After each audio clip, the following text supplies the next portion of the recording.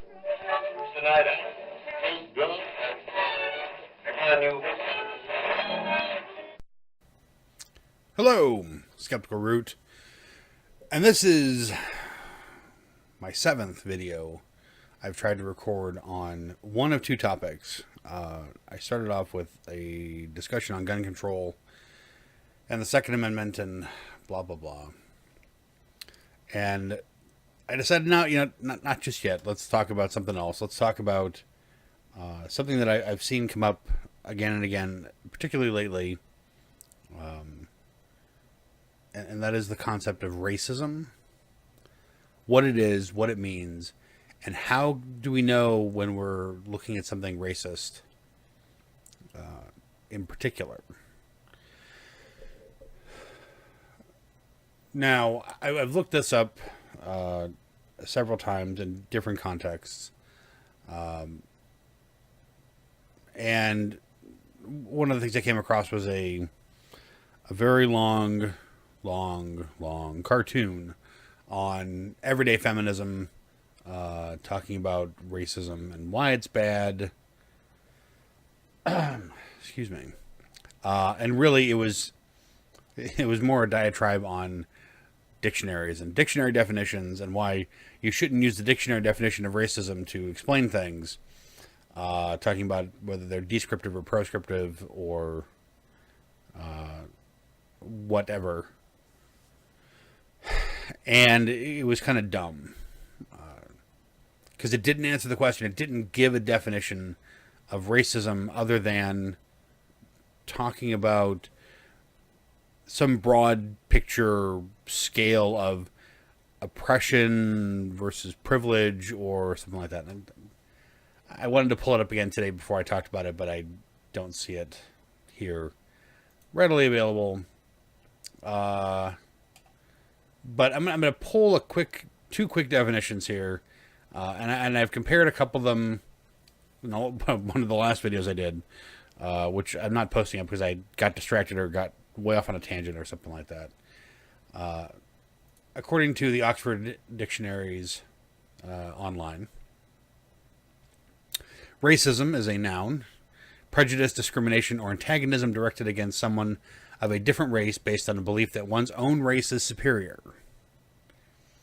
1.1 of that is the belief that all members of each race possess characteristics or abilities specific to that race, especially so as to distinguish it as inferior or superior to another race or races.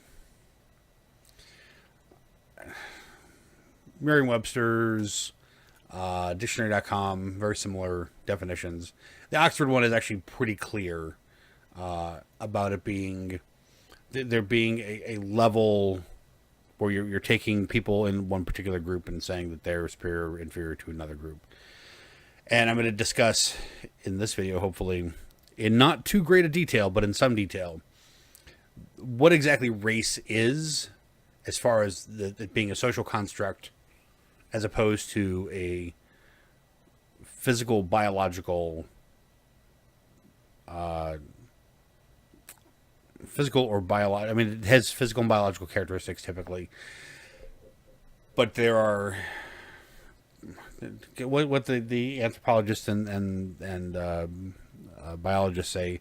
There is more difference between or within members of the same racial group as those greater differences are greater than those that exist between people in disparate racial groups. Meaning that let's, and I'm going to make this up arbitrarily, if there's a difference of 1.7 units of measure within a racial group, and 1.6 units of measure between another racial group, the difference between the two racial groups is only 0.1. If that makes any sense to you. It works better with Venn diagrams that overlap and, here's all groups, common characteristics, and then little tweaks up here for the different racial groups. As far as the percentage of the genome that's different, representing each racial group. But I'm gonna go do it real quick before I get into racism. Race in general is a social construct that is two parts. There is both the the group identity, and then there's the individual identity within that group. So let's take, for example, a famous circumstance like this. Rachel Dolezal. She was the Boise, Idaho NAACP president who, when she was younger, was very pale skinned, very Norwegian, or not Nordic looking, not Norwegian looking, Nordic looking, blonde hair, pale skinned, very Caucasian looking, and when she grew up, she decided she identified as black and lived her life as if she was African American or black. And what actually made that okay was the fact that blacks accepted her as black. Yes, she had to make up stories to make it sound better, or embellish stories, or change people's identities. She had to lie in order to maintain that, because there are all these tests within the group to say that whether or not you qualify to be a member of that group, and people test it all the time. We don't automatically accept people into our group based on those metrics, but we stereotype people based on those metrics. If we see someone like me, we will automatically assume that I am white, and we will stereotype me as a white person and having white experiences, and that's fine, but we have to realize that that may not be the case. Working from the broad picture, the broad strokes kind of identity of someone who we don't know, we do fill in the blanks a lot with stereotypes, and there's nothing wrong with that. There can be a certain assertion of usefulness to filling in those gaps based on broad knowledge of a particular group. It may not be correct to assume that an Asian person is good at math, because they may not be. They may have a particular Asian person or person of Asian descent that isn't so good at math. But the Asians that tend to be in the United States that have taken math tests, they tend to score higher than Americans. And the Chinese and the Japanese tend to score higher, particularly in math, than American children do. White American children do. That would seem to lend itself to the idea that Asians are better at math. Now, is that racist? Is the question. Is saying that Asians are better at math, is that a racist statement? Even though you're not saying that they're part of your group and that's some kind of superior thing, does that make it racist? Because it is saying something based on somebody's racial group. It's a shortcut. It's a stereotype. What is the objective criteria by which we can measure whether or not a statement is racist? If somebody says that in 2014, 53% of murders were committed by black people, across all murders, 53% were committed by black people. And I think that's the FBI statistic. I'll Google that and put that in the description when I publish this, when I post this. Is it racist to say that? Because it says that somebody of another racial group engages in something that's negative. Is it racist to be positive or negative? Does it just have to set me above another group? Or does it just have to differentiate between groups? And I think that if it comes down to a question of whether or not it just differentiates, if we say that Asians are better at math and blacks are better, or blacks commit more crimes or something like that, isn't any statement like that racist? Because it all bases the group membership is all based on racial characteristics. If you ask the Japanese, that they will say no. But are Koreans the same as Japanese? Are Filipinos the same as Vietnamese? Tibetans the same as Chinese? Well, the Chinese would say yes, but Where's the racial division? I mean, because you get the subgroups within the Asian, the Asian race and the black race, and all my quote fingers, which I hate doing, but I do it anyway. What are our eight major, racial groups? Are there 4, 5, 10, 7? I think I counted 7 if you go Caucasian, black, Asian, we'll call them Native Americans, and Australian Aboriginal, and Indian, maybe, is in Indian subcontinent. How does that work out? What about Hispanics? Are Hispanics a separate race? Does that we have 7 now? Does every continent have their own race? I mean, race is basically based on origin, potential origin of whatever particular racial group you're talking about. Blacks from Africa and Indians from the Indian subcontinent. Are Native Americans actually Asians because it was probably from northern Mongolia and northern China that those people came across the land bridge in Alaska and down into the North American continent during the Ice Age? Or they had their own separate racial group because they had separated over thousands of years from everybody else. I mean, that's why the Australian Aboriginals are a separate racial group, is because they were separated from Africa for thousands of years. But then you get into, what about the Pacific Islanders? Are they their own racial group? Are they Asian? Are they? I mean, where do these people fall in? So we can have an unlimited variety of races, and that I don't think it gets us anywhere. Especially because if you think about, like in terms of we'll call it black crime here, because it'll be clear when I describe the statistic here. Black people who are living in excuse me, who are living in suburban neighborhoods, who are educated and have the same kind of social background as Asians and Caucasians or whites. I guess if they're blacks, I'll call them whites. Okay, so I'm white.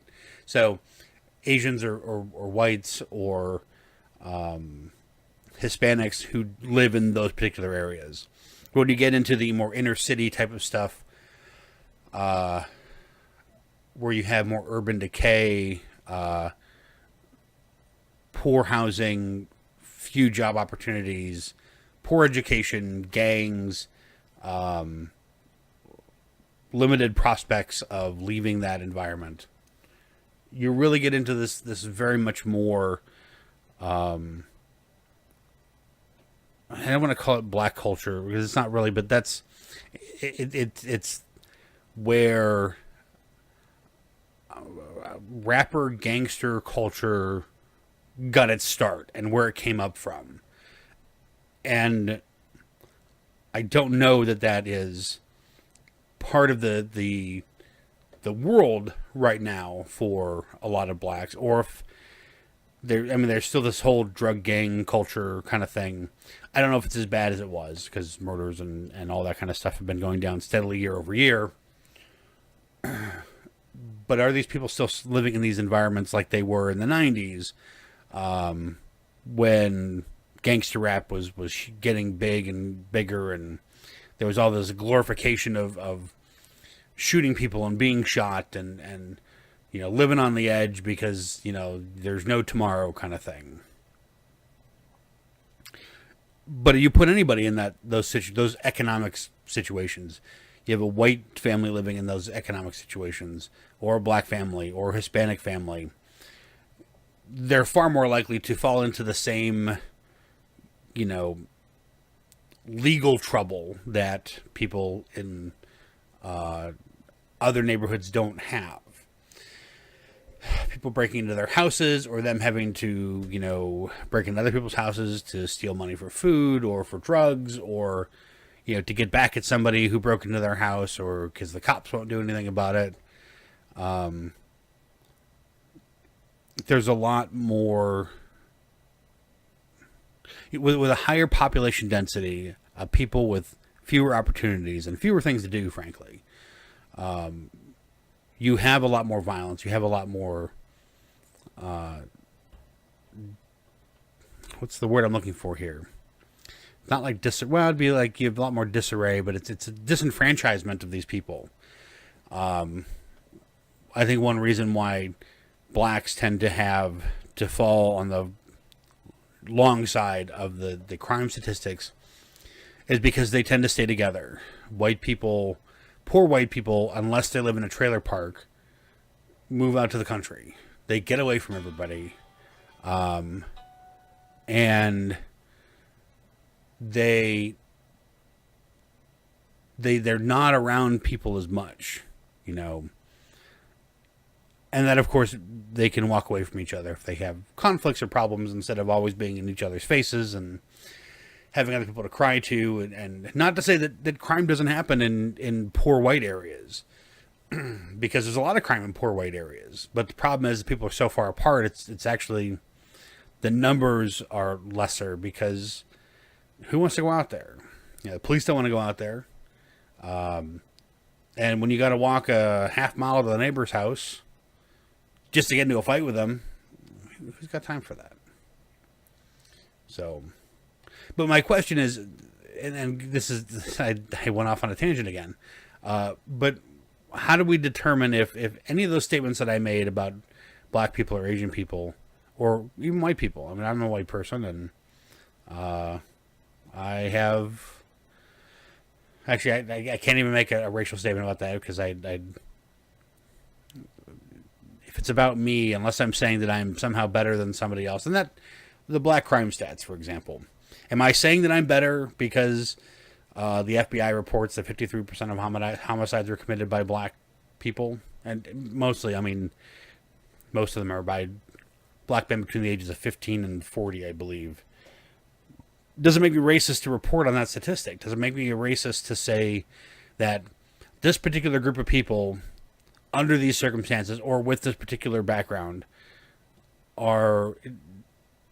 have these statistics? It just so happens that they all happen to share a common racial statistic, and that's something that we track. We don't track people by income per se. We track people by their race because it's easier. But race is also self-identifying. I have to say that I'm a white person. I can say that I'm black, and there's really nothing that anybody can do about it. Blacks won't accept me as a black person. I don't have any near relatives that were black. But that's really the only thing that would keep me out of the black race, is the fact that the broader group wouldn't accept me. If I did a Rachel Dolezal, they might change my hair, change my skin tone a little bit, makeup stories, as long as I can act the part. But what about someone like Sargon of Akkad? I think his 1/8 black. Doesn't look it. Well, now that he has his newer camera, he doesn't look quite so, with a little contrast and white balance, he doesn't look quite so dead. But could he qualify as black, as 1/8 black? I mean, that still qualifies under the one drop rule, doesn't it? That's, of course, he's British, and that's an American concept from Jim Crow days. But and I think that went down to 1/16, 30 seconds, something like that.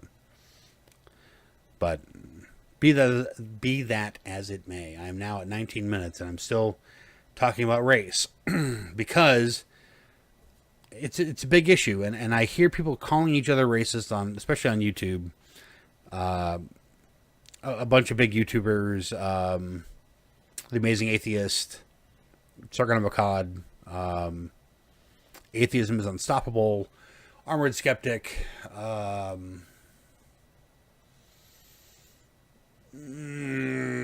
Undoomed. I can't pull all their names out of my head right now. It's on the Amazing Atheist channel. Go check it out. questions white men have for SJWs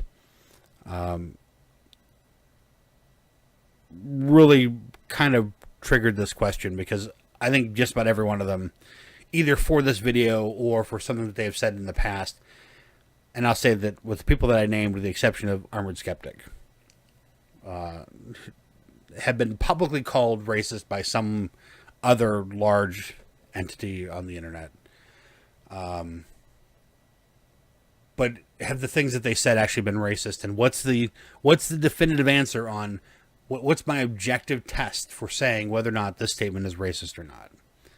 Calling somebody a racist based on subjective definitions or subjective criteria that aren't part of the explanation, like saying you're a racist because what? And now let's have a valid reason here. You're a racist because, and let's use the crime statistics one here. You're a racist because you're lying about the outcome of the crime statistics. Okay, so I'm making something up. So I'm saying that something that's not true that is against a particular race. Okay, I can see that as being racist. But if you say that you're saying that, you're saying that 53% of homicides in 2014 were committed by blacks is true, and then you fill in some kind of criteria. Objectively, I can't agree with that, because if the statement itself, truth doesn't have, or I should say, a true statement shouldn't have, a condition on it. It either is true or it isn't true. So calling someone a racist for making a true statement, I think is silly, even if it does lean against a particular racial group. I don't understand how, and maybe someone can explain it to me. But what I want to think is I'm looking for some kind of objective criteria to say that this particular thing means that what you said is racist. Not to confuse a racist statement with a racist person. A racist person would have to hold views. No, I disagree with that. A racist person would have to believe that they are part of a particular racial group that is superior to another one. And from dictionary.com, the definition of racist they have here is a person who believes in racism, the doctrine that one's own racial group is superior, or that a particular racial group is inferior to others. I get that. That would make someone a racist, saying that as a white person, I'm better than all Hispanics, non-white Hispanics. What is a non-white Hispanic? I'm better than them. Okay, then I'm a racist. Because no, that's not even good. I would have to say that white people are better than all non-white Hispanics. Or Asians are better than all blacks. I would have to assume it'd have to be part of my own group. I'd have to say that if I was an Asian, that then I could say that. But if I said that Asians are better than blacks, according to this particular definition, I don't think would actually qualify as being racist, because they're not my racial group. But would that still be racist? And I don't think so. Because trying to understand racism itself, in conjunction with racist, as in the adjective, I still think there needs to be some kind of objective measure, and I don't know what that is. And I hear people throwing on racist like it should mean something, and it doesn't seem to.